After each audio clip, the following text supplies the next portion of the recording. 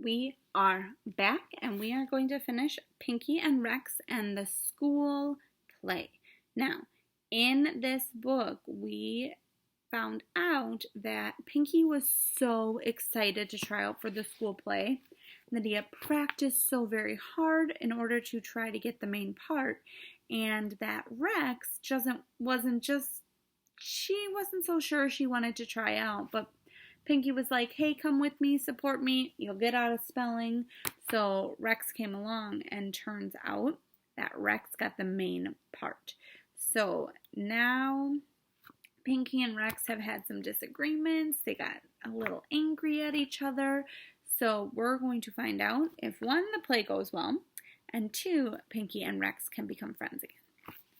Chapter 4 is called Punky the Monkey. It looks like we have a monkey suit here. What's your name in the play? Pinky's little sister Amanda asked at dinner. It was the night before the big performance. Pinky was nervous. He had already had 2 glasses of water. I don't have a name, he said. I'm just a monkey. I've got one for you, Amanda said, chomping a carrot stick. You could change your name from Pinky to Punky. Get it? Punky the Monkey. Amanda the Panda, said Pinky, not laughing. Cut it out, you two, their father said. Amanda, don't make fun of your brother. He's worked very hard on this play. Why? Amanda asked. He's only a monkey.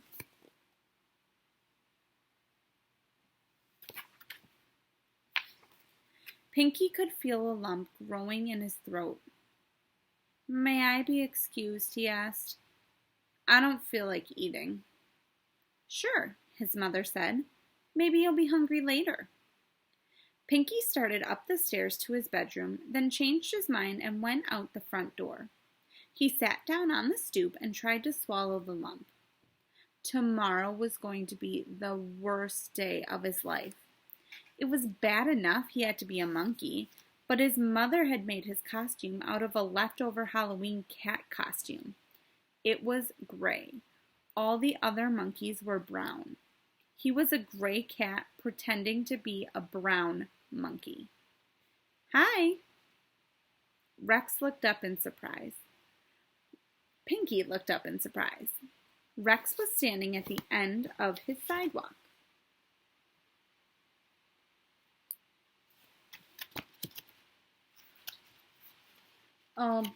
Hi, he said softly. I've had this in my room for the past couple of weeks. I keep forgetting to give it to you. She walked up to him and handed him the book that had fallen out of his backpack. So you want to be an actor. Pinky looked at it and snorted. You can keep it, he said. Rex shook her head. You're the one who wants to be an actor. Yeah, but you're the one who is the actor. I don't care about it the way you do, Pinky. It's been fun, but like my mom says, it's only a play, and it'll be over tomorrow. Are you still going to be mad at me after that? Pinky shook his head. Good, Rex said.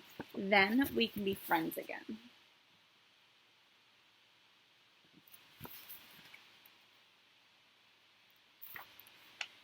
Pinky looked at the book in his hands.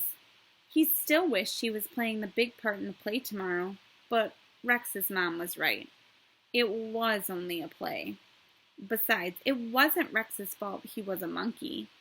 It really didn't make sense that he had been mad at her this whole time. We can be friends again now, he said. He paused and added, if you want to be. Rex nodded. The two friends smiled at each other.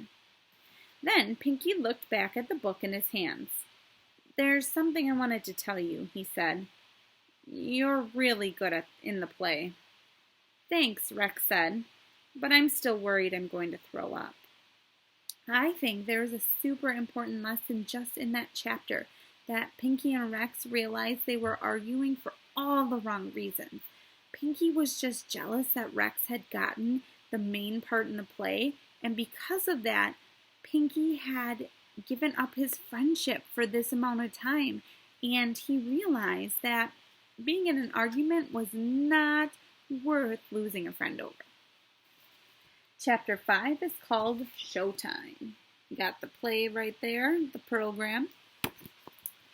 The auditorium was buzzing. There must be 1 million people out there, Stephanie Birch said. 2 million, said Tommy McKay, peeking through the break in the curtain. After Mr. Lacey had told everyone at least 10 times not to peek through the break in the curtain and not to wave and say, "Hi, Mom." "Hi, Mom," Pinky heard Tommy McKay shout. "Hi, Pinky, are you all set?" Pinky looked up at the sound of Mr. Lacey's voice. "Your parents did a great job on the costume," the director went on. "I'm glad not all the monkeys are brown. That would be pretty boring, don't you think?" Pinky shrugged. "Besides, this way you'll stand out from the crowd." Pinky hadn't thought about that. "Yeah," he said. "That's why my mom did it, I guess." Mr. Lacey smiled. He had a great smile. Pinky couldn't help but smile back. "Break a leg," the director said. "Huh?" "It's a theater expression. It means good luck." "Oh, thanks."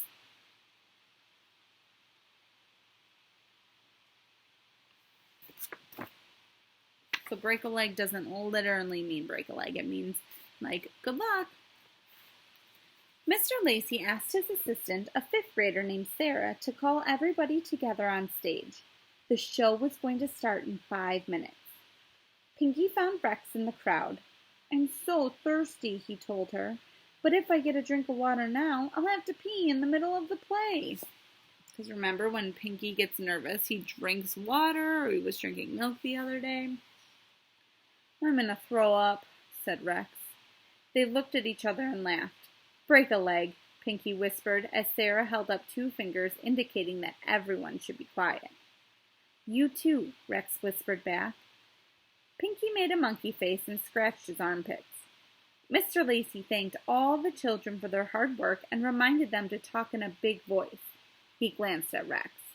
And not to look out at the audience. Then he said, "Showtime!" And 5 kids raised their hand to ask if they could go to the bathroom. Pinky could hardly believe it when the play actually began. He knew he wasn't supposed to, but he kept looking out from behind his makeup to find where his family was sitting. He didn't think anybody noticed until he heard Amanda yell, "Over here, Pinky!"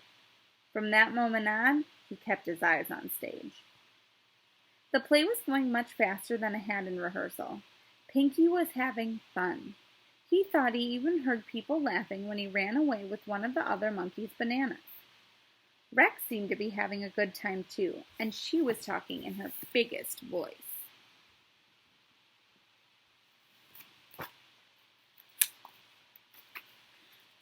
"Hurry, hurry," she shouted. "Run to the Malacca before it's too late." Pinky sat with his fellow monkeys under the cardboard tree waiting for the other children to run to the big house. But something was wrong. No one was moving. Pinky could see Mr. Lacey backstage motioning with his hands for everyone to stand up, but no one else saw him. Rex looked at Pinky with wide eyes that asked, "What do I do now?" Pinky shrugged helplessly. The audience began to cough and whisper. Suddenly, Pinky had an idea. Jumping up so fast he almost knocked over the cardboard tree, he began hopping around the stage, going from one group of children to the next.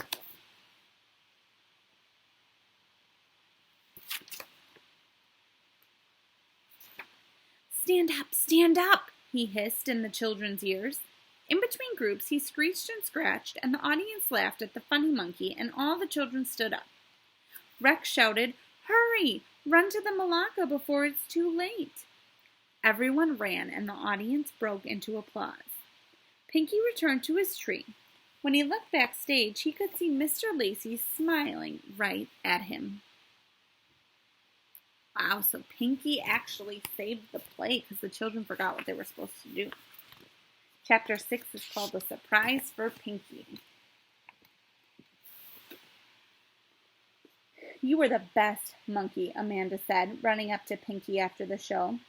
Even if you did look, You were wonderful, his mother said, before Amanda could say cat. And it looked to me like you saved the show at one point, said his father. He sure did. Pinky recognized the director's voice. After introducing himself to Pinky's parents, Mr. Lacey said, Your son paid careful attention to everything I said in rehearsals, even though he only had a small part. I'll bet he could have saved the show at any point. It's very nice of Mr. Lacey to give Pinky such a compliment. Just then, Rex and her family came over. Oh, Rex, Amanda cried, you were so good. Are you going to be a movie star when you grow up? No way, said Rex. I'm through with acting. That's too bad, her father said. You were very good. I can be good at something and not have to want to do it, can't I? Rex asked. Her father looked surprised but nodded his head. It's just there's other stuff I'd rather do, like soccer. Amanda thought Rex was crazy not to want to be a movie star. Join us for an ice cream celebration? Pinky's father asked Mr. Lacey. I'd love to, the director said. Let me get my jacket. When he returned, he pulled something out of his pocket. I got this out of the library for you yesterday, Pinky. I thought it might interest you. Pinky looked at the book Mr. Lacey handed him. How to Put on a Play. I thought you have the makings of a director. In fact, I was wondering if you'd like to be my assistant on the next school play. Really? Pinky said. But I thought you had to be a 5th grader. Mr. Lacey shook his head. You just have to have the interest, he told Pinky, and the talent. Pinky beamed. Thanks, he said. Race you to the ice cream store, said Rex. When they got there, everyone made jokes about whether to order the rainforest crumble or the banana split. In the end, Pinky ordered a hot fudge sundae with extra whipped cream. So did Rex, because sometimes best friends just have to have the same thing.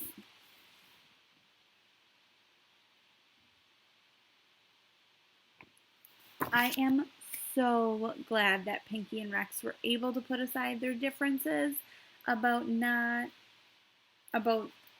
Rex had to figure out that, yes, she was the lead in the play, but she still needed Pinky because Pinky had a lot of expertise behind the scenes and actually ended up saving the play.